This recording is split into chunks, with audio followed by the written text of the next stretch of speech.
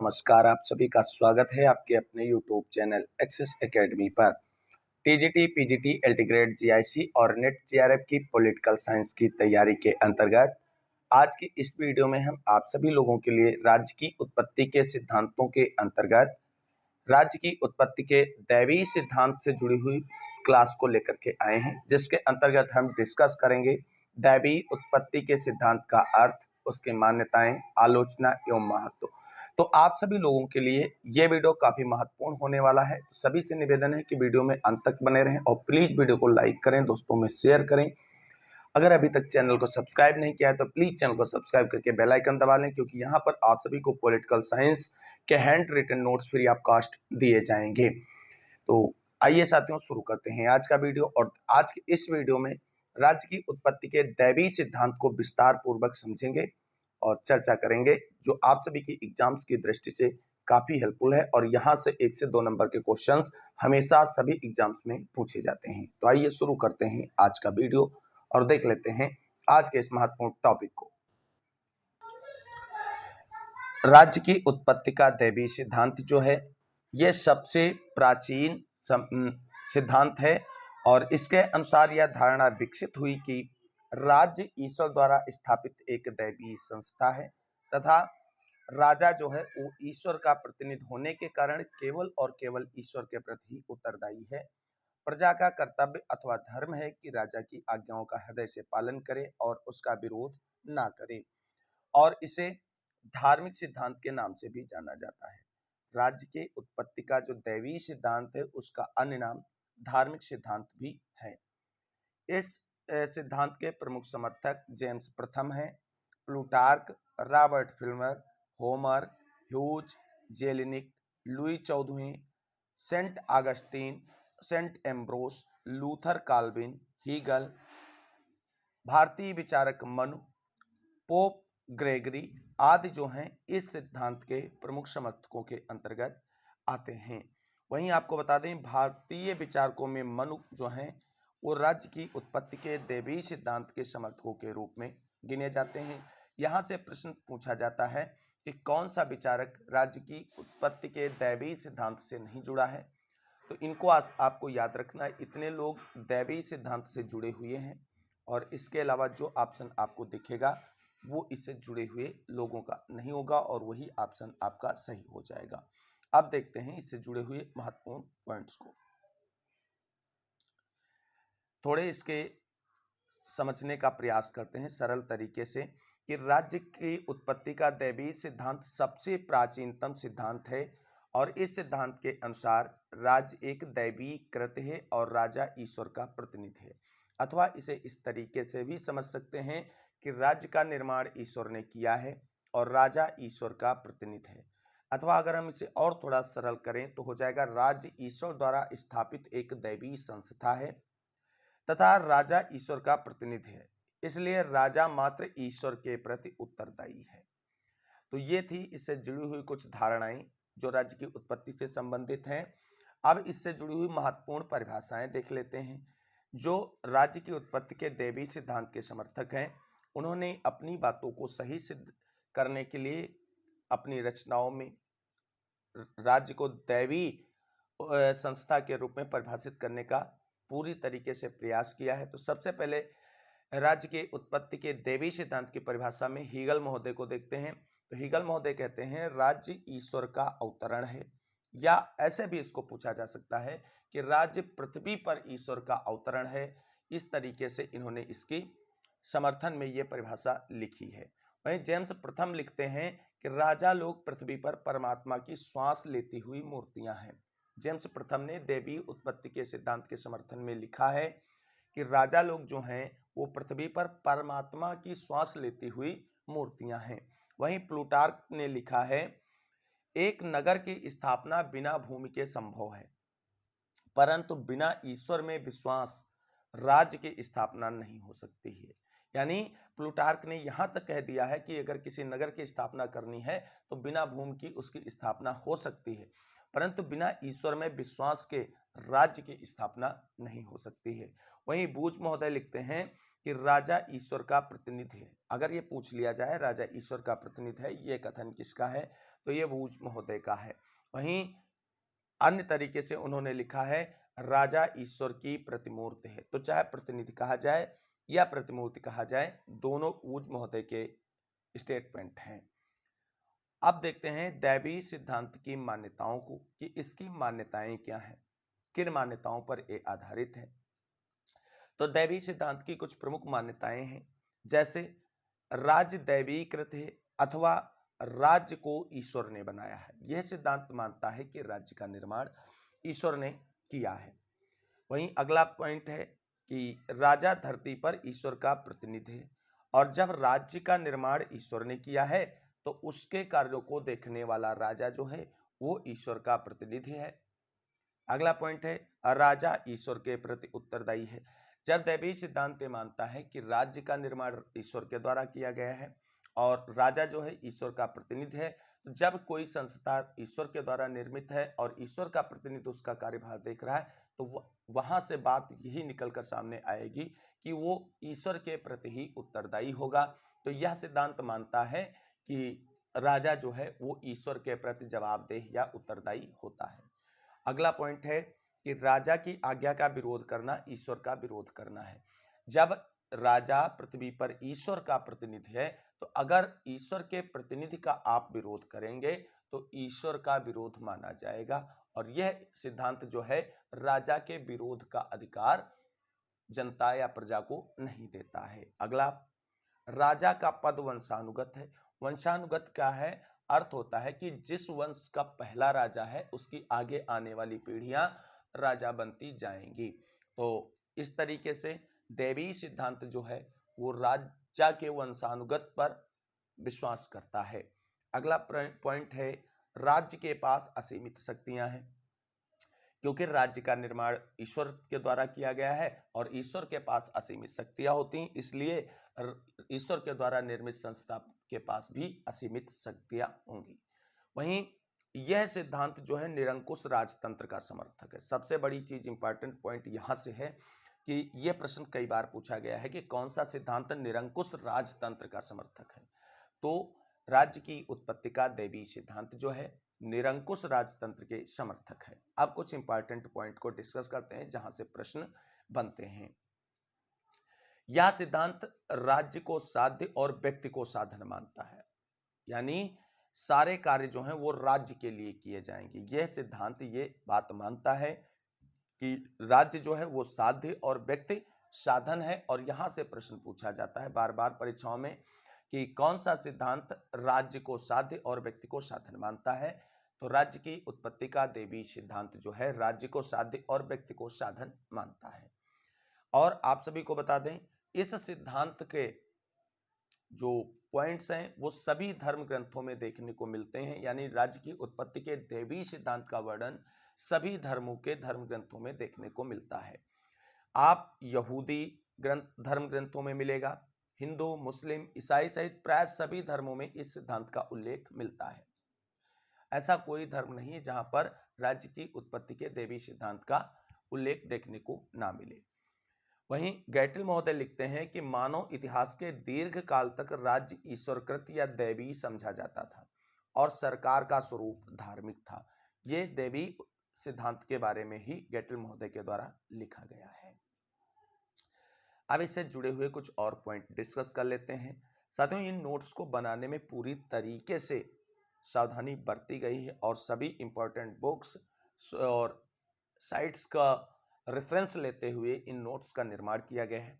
आप सभी अगर इन हैंड रिटन नोट्स को फ्री ऑफ कॉस्ट प्राप्त करना चाहते हैं, बहुत ही आसान प्रोसेस है। आप सभी को सीधे चैनल को सब्सक्राइब कर लेना है, बेल आइकन दबा लेना है, फिर डिस्क्रिप्शन में दिए गए टेलीग्राम चैनल को ज्वाइन करना है और वहां से आप इन सभी हैंड रिटन नोट्स की PDF फ्री ऑफ कॉस्ट प्राप्त कर सकते हैं।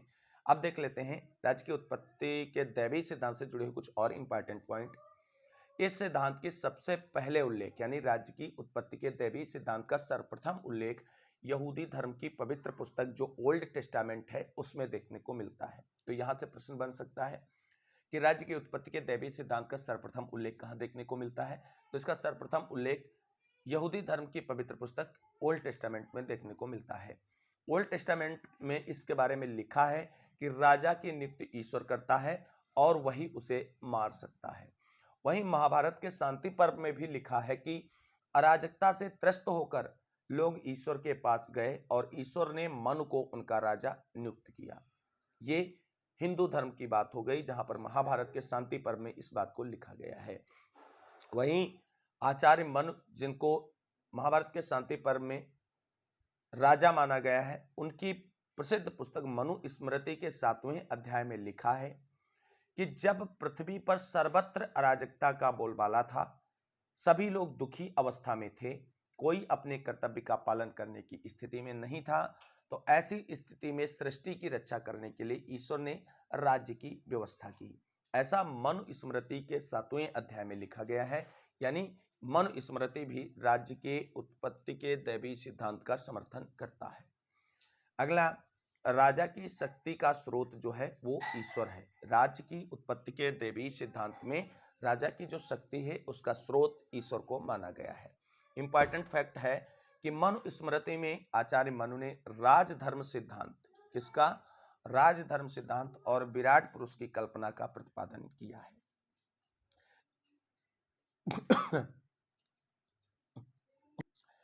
तो अगर प्रश्न पूछा जाए कि राजधर्म का सिद्धांत और विराट पुरुष की कल्पना का प्रतिपादन किस ग्रंथ में किया गया है, तो आचार्य मनु ने मनु स्मृति में राजधर्म के सिद्धांत और विराट पुरुष की कल्पना का प्रतिपादन किया है। मनु के अनुसार राजा 8 ईश्वरीय गुणों से युक्त है और 8 देवताओं के सर्वश्रेष्ठ गुणों को लेते हुए ईश्वर ने राजा का निर्माण किया है। कौन कौन से 8 देवताओं के गुण लिए गए हैं? तो सूर्य, चंद्रमा, यम, कुबेर, इंद्र, वरुण, अग्नि और पवन, इन 8 देवताओं को लेकर के श्रेष्ठ गुणों को लेकर के ईश्वर ने राजा का निर्माण किया है। वहीं रॉबर्ट फिल्मर महोदय अपनी पुस्तक पैट्रियार्क जो 1680 ईस्वी में आई थी, उसमें राज्य की उत्पत्ति के दैवीय सिद्धांत के बारे में लिखते हैं कि ईश्वर ने आदम को पहला मनुष्य ही नहीं बनाया, वह धरती का पहला राजा भी था और वर्तमान राजा उसी के उत्तराधिकारी हैं। यानी रॉबर्ट फिल्मर कहते हैं कि ईश्वर ने आदम को पहला मनुष्य नहीं बनाया था, परंतु वह धरती का पहला राजा भी था और वर्तमान में जो राजा हैं वो सब इसी के उत्तराधिकारी हैं। ये बात उन्होंने अपनी प्रसिद्ध पुस्तक पैट्रियार्क में लिखी जो 1680 में प्रकाशित हुई थी। वहीं आपको बता दें, इस सिद्धांत का समर्थन विश्व के सभी देशों में मुख्यतः देखने को मिलता है। जापान में इसी सिद्धांत के समर्थन में राजा को सूर्य पुत्र कहा जाता था, यानी सूर्य देवता है उनका पुत्र कहा जाता था। वहीं मध्यकाल में यूरोप में इस विचारधारा को सबसे प्रबल समर्थन मिला और इसके प्रमुख समर्थक जो थे मध्यकाल में यूरोप में, वो थे सेंट ब्रोस, लूथर काल्विन, सेंट ऑगस्टीन, जिन्हें आंगस्टाइन भी कहा जाता है। तो मध्यकाल में यूरोप में राज्य की उत्पत्ति के दैवीय सिद्धांत की विचारधारा खूब फली फूली और उसे उच्च स्तर तक आगे बढ़ाया गया। मध्यकाल में जब पोप और राजा के मध्य शक्ति का संघर्ष चल रहा था, यानी सत्ता प्राप्ति का संघर्ष चल रहा था कि कौन श्रेष्ठ है, राजा या पोप, तो पोप ने राजा के ऊपर अपनी श्रेष्ठता स्थापित करने के लिए इस सिद्धांत का सहारा लिया था। यानी किसने? पोप ने राजा के ऊपर अपनी श्रेष्ठता स्थापित करने के लिए राज्य की उत्पत्ति के दैवीय सिद्धांत का सहारा लिया था। वहीं अब बात कर लेते हैं 17वीं सदी में इस सिद्धांत का सबसे प्रबल समर्थन स्टुअर्ट राजा जेम्स प्रथम ने अपनी पुस्तक the true law of A free monarchy में किया है। यानी 17वीं शताब्दी में इस सिद्धांत का जो सबसे प्रबल समर्थक थे वो जेम्स प्रथम थे, जिन्होंने इसके समर्थन की बात the true law of A free monarchy में व्याख्यायित किया है, जो उनकी प्रसिद्ध पुस्तक थी। आगे देखते हैं अगला पॉइंट। जेम्स प्रथम ने राज्य की उत्पत्ति के दैवीय सिद्धांत के समर्थन में लिखा है कि राजा लोग पृथ्वी पर ईश्वर की जीवित प्रतिमाएं हैं। राजा और ईश्वर में इतनी अधिक समानता है कि यह कहना उचित है कि राजा ही ईश्वर है। यानी जेम्स प्रथम ने राजा और ईश्वर में इतनी समानता रख दी है कि ये भेद करना ही मुश्किल है कि राजा कौन है और ईश्वर कौन है। वहीं आपको बता दें, फ्रांसीसी शासक लुई 14वें ने कहा है कि मैं ही राज्य हूं। मैं ही राज्य हूं। वहीं राजतंत्र स्वाभाविक है, परिवार के मुखिया का के समान राज्य का मुखिया राजा है। ये कथन रॉबर्ट फिल्बर महोदय का है। अब ये तो थी इससे जुड़ी हुई मान्यताएं, परिभाषाएं। अब देख लेते हैं दैवी उत्पत्ति के सिद्धांत की आलोचनाएं किन आधारों पर की जाती हैं। तो साथियों, आप सभी को बता दें, राज्य की उत्पत्ति का सबसे प्राचीन सिद्धांत दैवी सिद्धांत, जिसे धार्मिक सिद्धांत के नाम से भी जाना जाता है, धीरे धीरे ये काफी प्रचलित हुआ विश्व के लगभग सभी देशों में। और उसके बाद कुछ नए विचारक आते हैं और वो इस बात से असहमति दिखाते हैं कि राज्य की उत्पत्ति ईश्वर के द्वारा किया गया है या ईश्वर ने इसका निर्माण किया है, और वो इसके विरोध में एक नए समझौते का प्रतिपादन करते हैं।